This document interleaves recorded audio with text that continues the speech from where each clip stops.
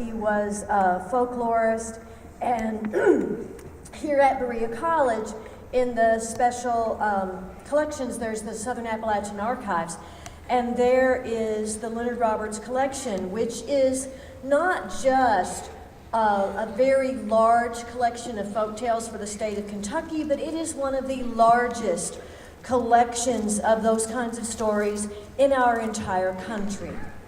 So we are really fortunate that he did that work here in our state, and really fortunate that that collection exists. The story I'm going to tell you is a version of a tale that he collected. There was a fellow the other day who decided he would go hunting, so he took his gun and his dog, and he went off into the woods to hunt.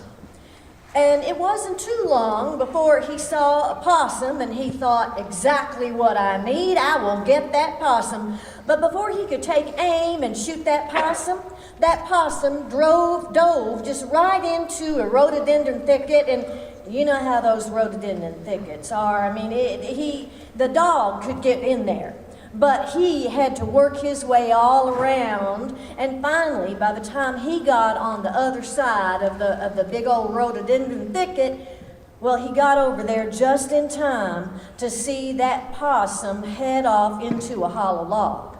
Well, his dog was right there behind the possum, and the dog stood there at the entrance of the log and looked up at him and said, "Whoa," and looked toward that log as if to say, "Shall I go get it? Whoa." And the hunter took a look at the log, and he looked at his dog, and he said, "You go down to the little end, I'll get in here and I'll get it." Dog said, "Whoa," and went down to the little end of the log. Well, that hunter got down on all fours, and he started crawling in that log, and he could tell that possum was out in front of him.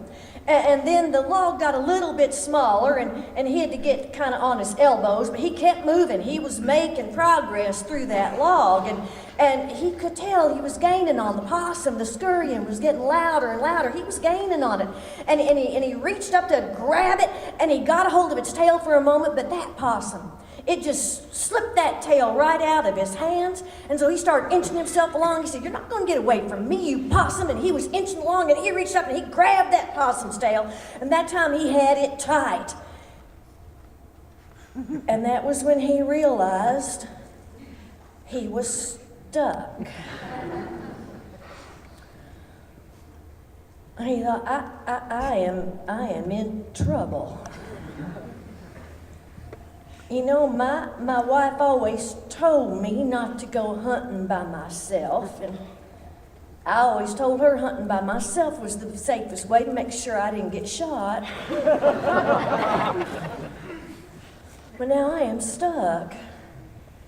Ain't anybody gonna know where I am? I mean, he tried to move, but he could not budge in any direction. He thought, oh, this is pitiful. That dog of mine's no lassie dog. Get bored, go home, won't anybody know where I am? My wife's gonna be so mad at me, she's gonna think I've run off. Anybody comes out, finds my gun, they won't think to look in this log. I am gonna die here. Oh, Lordy, someday somebody's gonna come along, this log will disintegrate, and there I'll be, skeleton of a man hanging on to the skeleton of a possum.